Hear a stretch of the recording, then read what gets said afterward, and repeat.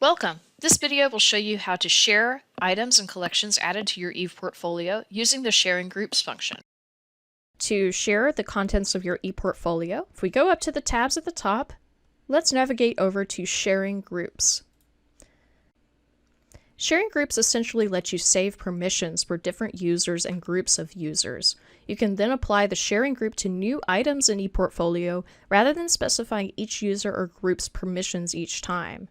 You can have multiple sharing groups that you apply in different situations or to different types of items. So for example, you could create a sharing group for specific users you want to receive constructive feedback from. To do this, you select individual users to add to a sharing group and give them the permission to review or to comment on items in ePortfolio. You could then add the sharing group to all applicable ePortfolio items. So for instance, if you want to give a certain group of instructors or members of a program the ability to comment on a select group of ePortfolio works, this is how you would be able to do that. So let's start off by creating a new sharing group. So click New Sharing Group at the top. And you can here create, set the name for that sharing group. And a description. And once you do that, you'll see that it pops up with the option to add users.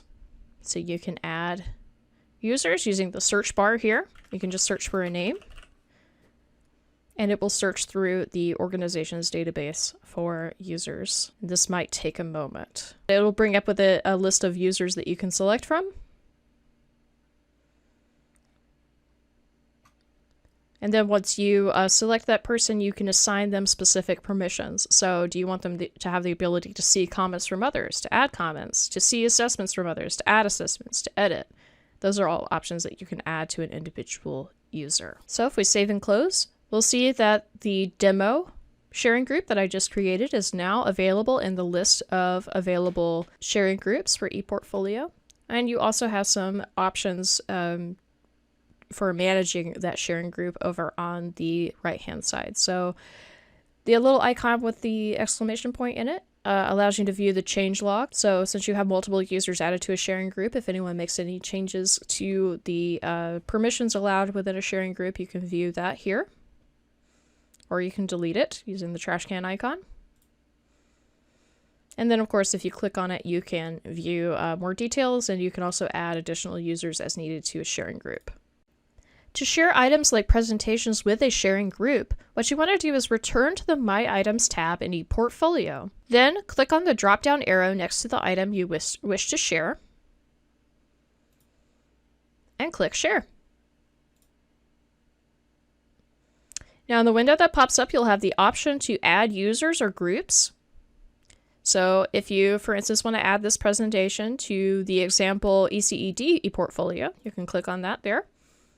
You also have the option to edit the sharing group and specific permissions given to specific users there. And then you also have the option to make the link to that presentation available to members outside of the organization. So this creates a shareable URL where anyone on the internet can view that presentation. And you have the share URL here that you can copy and paste into your browser and share with others.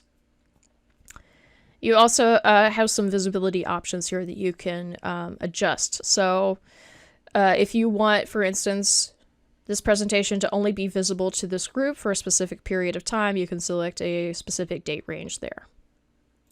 In this case, let's just leave it as always visible.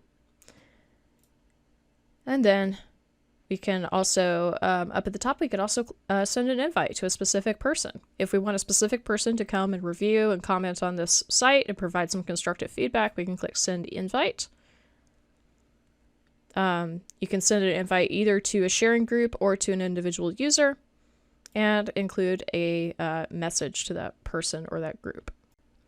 If you edit individual items in My Items, you can also add rubrics or associated learning objectives that may aid members of your sharing group who are reviewing or assessing your ePortfolio contents.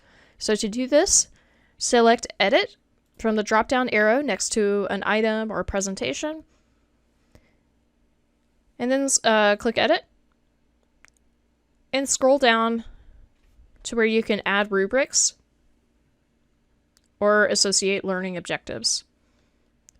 And again, this can help reviewers or those who are providing constructive feedback to be able to assess the contents of a presentation or collection or even just an individual item.